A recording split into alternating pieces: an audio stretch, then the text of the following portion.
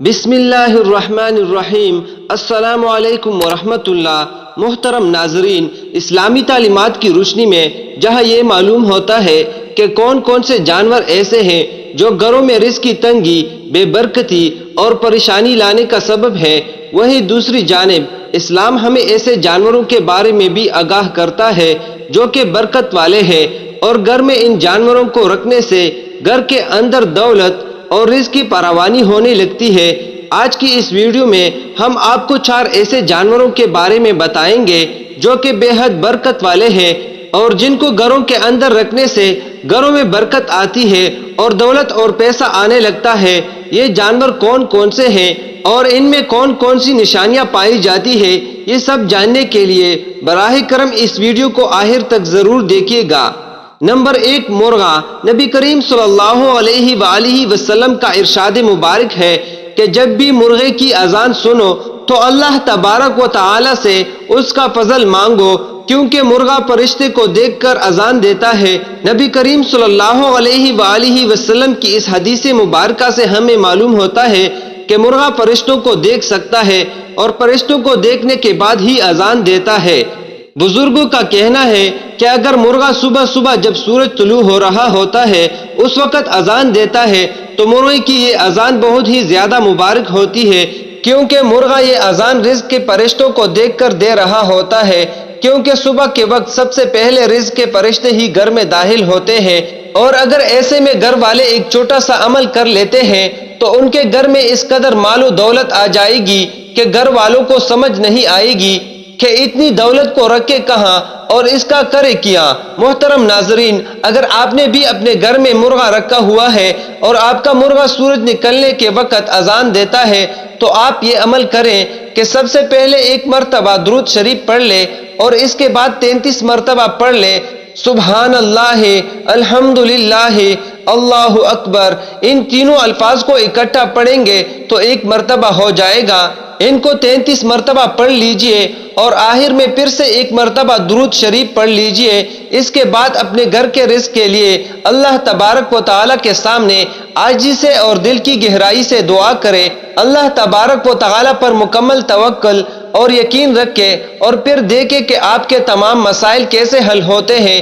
یہ بھی جان لیجئے کہ اکثر لوگوں کا یہ کہنا ہے کہ صرف سفید مرغ ہی فرشتوں کو دیکھ سکتا ہے، لیکن حقیقت میں تمام مرغ، خواہ ان کا رنگ کیسا بھی ہو اور ان کا تعلق کسی بھی نسل سے ہو، یہ تمام مرغ فرشتوں کو دیکھ سکتے ہیں۔ اسی طرح سے اگر آپ کے گھر میں موجود مرغا بے وقت کی اذانیں دینے لگتا ہے تو اس کا مطلب یہ ہے کہ آپ کے گھر میں کوئی پریشانی آ سکتی ہے، تو ایسی صورت میں اللہ تبارک و تعالی سے دعا کریں کہ وہ آپ کو ہر مصیبت اور پریشانی سے محفوظ رکھے، اور اگر ہو سکے تو صدقہ و خیرات بھی ضرور کر دیجئے۔ لہٰذا اگر آپ دولت مند ہونا چاہتے ہیں یا برے وقت کے بارے میں پہلے سے ہی آگاہ ہو کر اللہ تبارک و تعالی کے حضور دعائیں کرنا چاہتے ہیں تو اپنے گھر میں کم سے کم 1 عدد مرغا ضرور پال لیں۔ نمبر 2، بلی۔ ہمارے نبی کریم صلی اللہ علیہ وآلہ وسلم کو بلیوں سے بے حد محبت تھی اور بہت ہی زیادہ پسند تھی، یہاں تک کہ آپ صلی اللہ علیہ وسلم کے گھر میں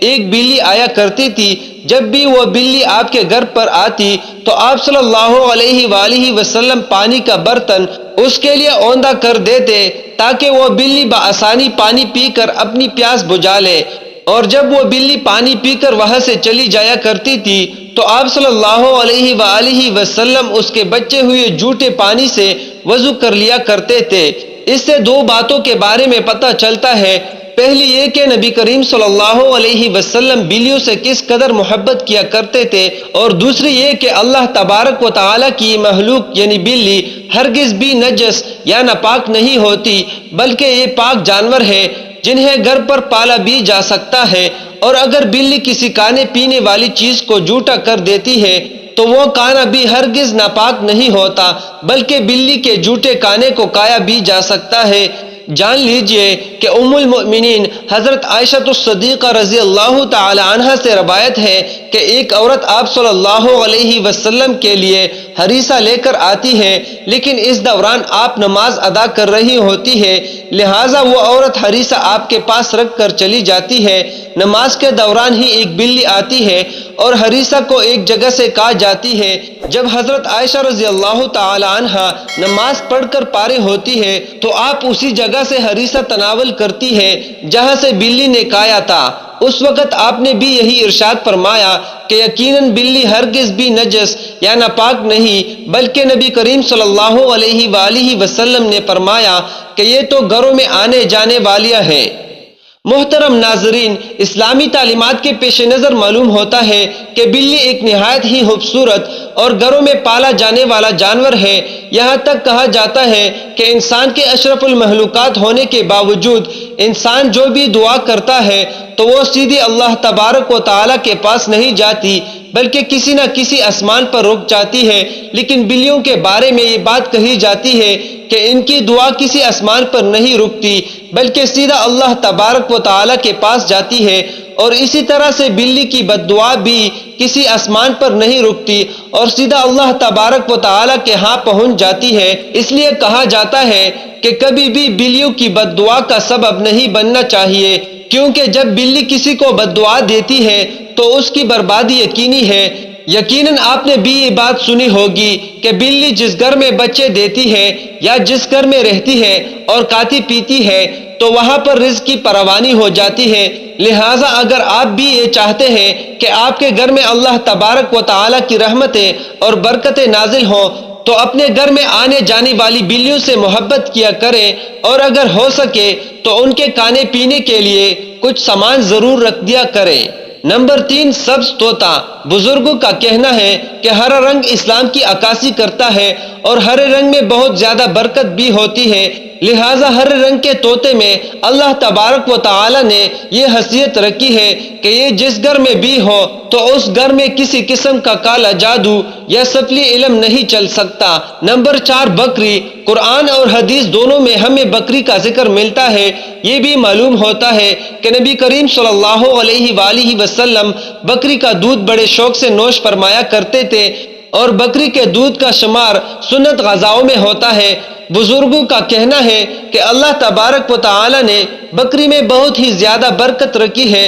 بکری کے دودھ میں نور ہوتا ہے۔ بکری کا دودھ گائے کے دودھ سے کس قدر زیادہ صحت بخش اور فائدہ مند ہوتا ہے، اس کا اندازہ اس بات سے لگا سکتے ہیں کہ 12 سال کی عمر کے بعد 75% لوگوں کو گائے کا یا بھینس کا دودھ ہضم ہی نہیں ہوتا، یعنی وہ جو دودھ پیتے ہیں تو وہ ہضم ہوئے بغیر ہی جسم سے باہر نکل جاتا ہے، جبکہ بکری کے دودھ میں بھینس اور گائے کے دودھ کی نسبت نہ صرف بہت زیادہ غذائیت پائی جاتی ہے بلکہ ایک 80 سال کے بوڑھے کو بھی بکری کا دودھ آسانی سے ہضم ہو جاتا ہے۔ جو شخص بھی یہ سوچ کر کہ بکری پالنا میرے نبی کریم صلی اللہ علیہ وآلہ وسلم کی سنت ہے، اپنے گھر میں کم سے کم ایک بکری رکھتا ہے تو بڑے بزرگ کہتے ہیں کہ سوال ہی پیدا نہیں ہوتا کہ اس کے گھر میں کبھی غربت آ جائے یا کسی قسم کی تنگ دستی ہو جائے۔